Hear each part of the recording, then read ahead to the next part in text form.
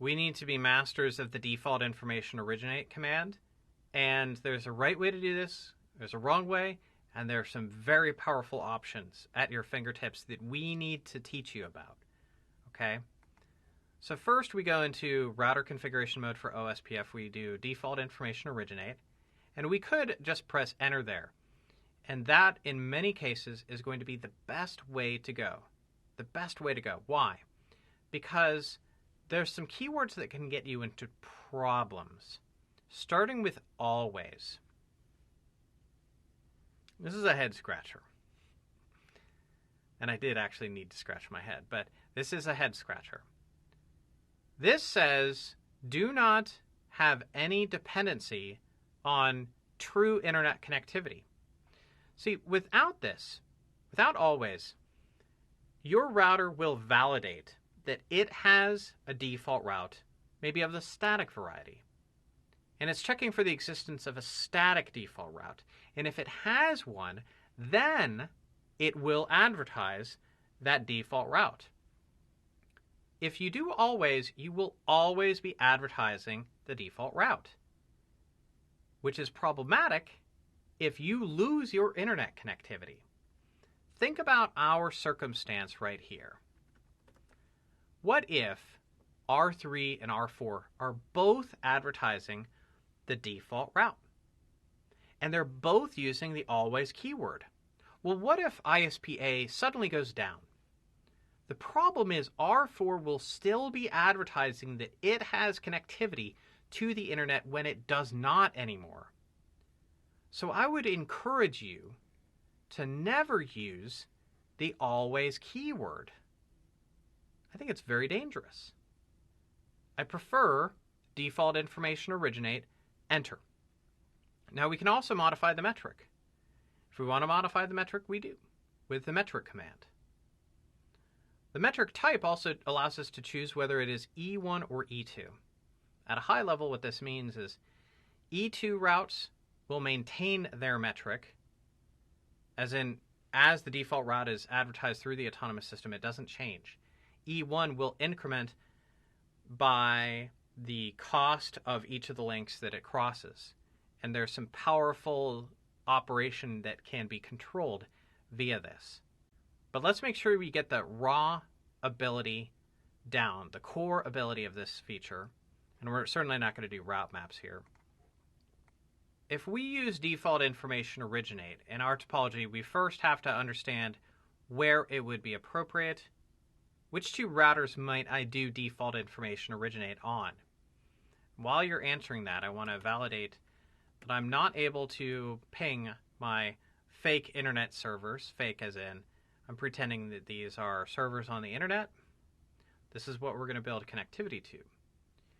Well, in regards to my question, I asked, where should we do this? It really should be on routers that possess internet connectivity and have a default route. So I'm going to do a show IP route static on R3, and we have a static default route.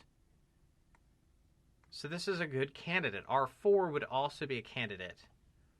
So let's do this. We'll do router, OSPF1, default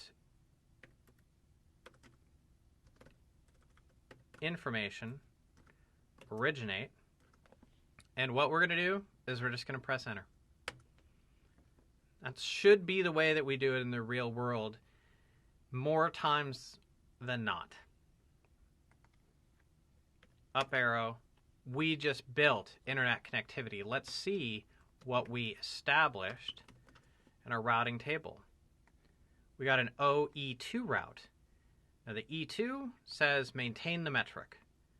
The injected metric is 1, so even though this route is crossing links, it is going to have a metric of 1. It keeps that static.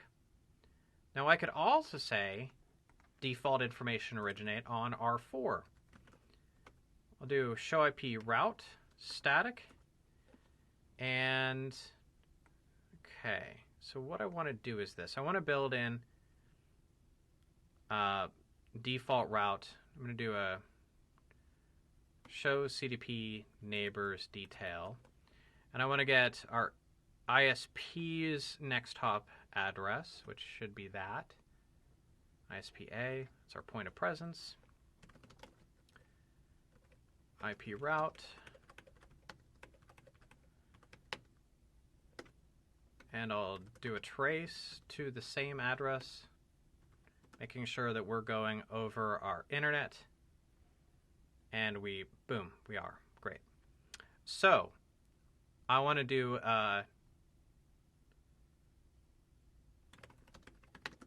default information, originate, turn off caps lock. I was on accidentally. And if I do always, then I run the risk of maintaining or continuing to advertise that route despite the fact that I may lose connectivity. Let's observe that. So let's say I shut down my interface to the ISP.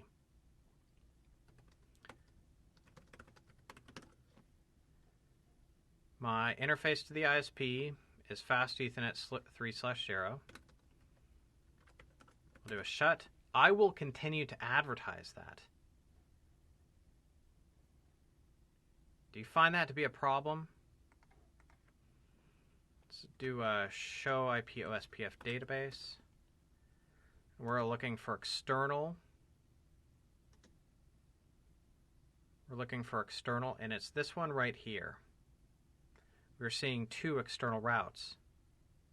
Now, can I still ping?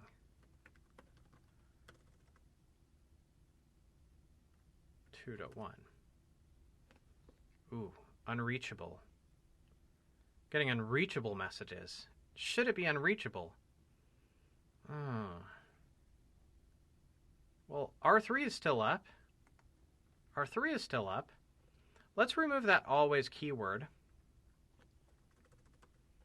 Actually, I'm just going to remove that whole thing.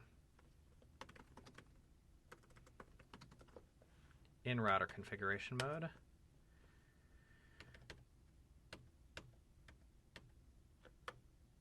Do it again.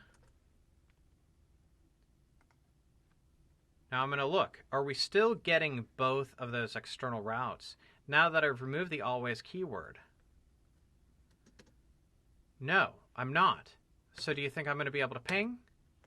I can ping. So avoid the always keyword, which conditionalizes or removes the condition, which is usually a good thing for us.